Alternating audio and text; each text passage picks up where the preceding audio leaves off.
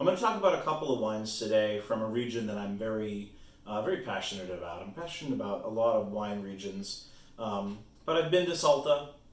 I find the area extraordinary, and I find the wines that they produce to be both unique and delicious. So we're going to talk about a wine called Amalaya.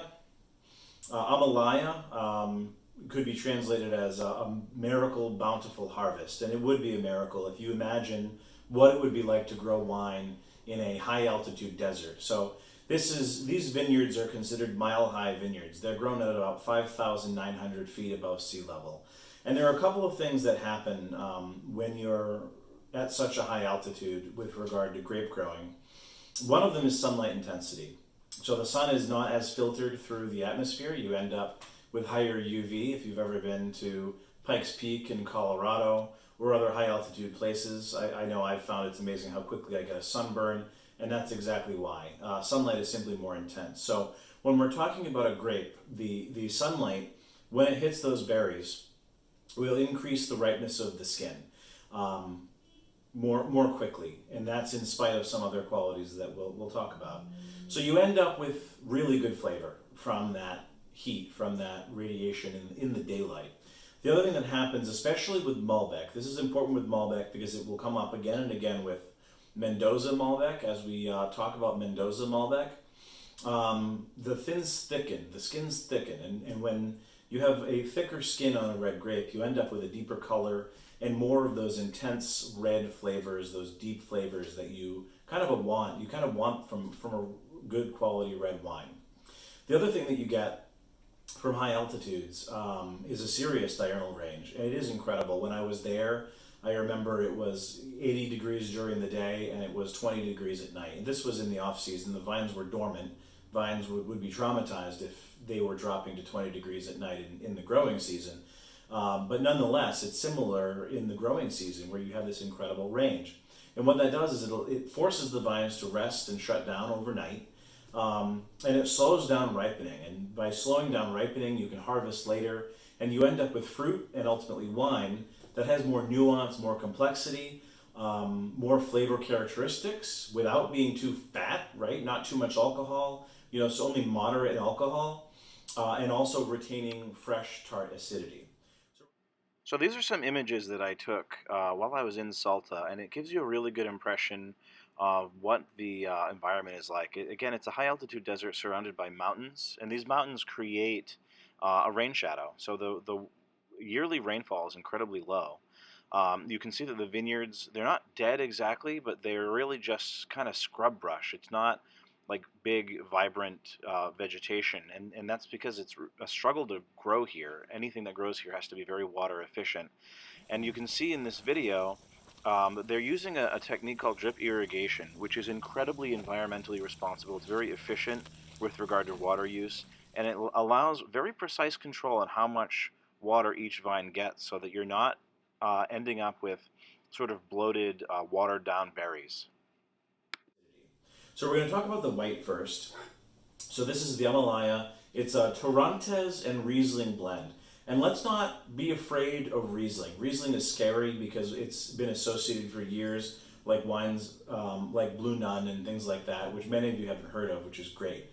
But they were fairly low quality, very, very large scale production wines, and they were invariably sweet. So Riesling for many, many years has been associated with these incredibly sweet wines, and it doesn't have to be. And I would say the majority, maybe not majority, but an incredible volume of very high quality dry Rieslings are made. And this is an example of one, but it's only 15% Riesling. I just wanted to explain that it is a dry wine because I think that could be off-putting from the get-go.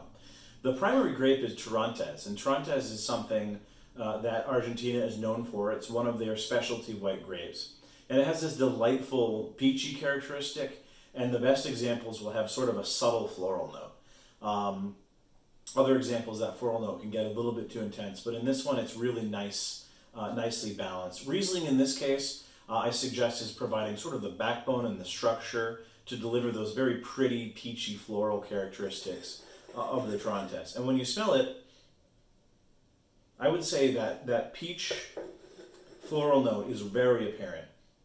You'll get it right away when you when you try it. And it's a very extroverted wine. So what I mean by that is that it has a very rich aroma. You can pick up the smells from a good distance from the glass.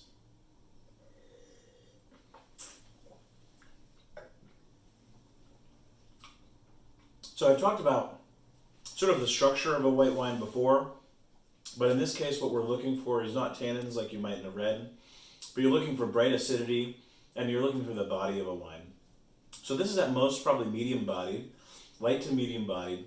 It's very crisp, it's very refreshing. It has that beautiful peachy characteristic that I mentioned. And it's a kind of a versatile food pairing too. I think this would be outstanding with like a citrus salad, or like a salmon dish with mango salsa. I think it would be an outstanding pairing with that kind of a meal.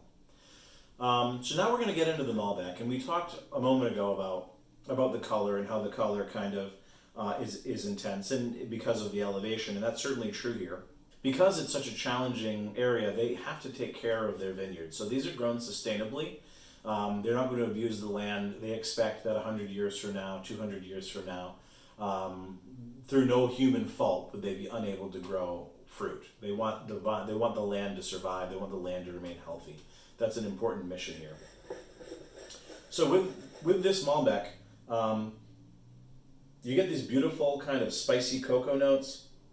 So like black plum, maybe cassis or not even, maybe raisin. Maybe a little raisin. I'm surprised that that's there. That's kind of cool. That aroma is a little bit riper than I thought. But again, that can come from the extreme sunlight and the elevation. And it has a minerally aroma, like a wet stone character.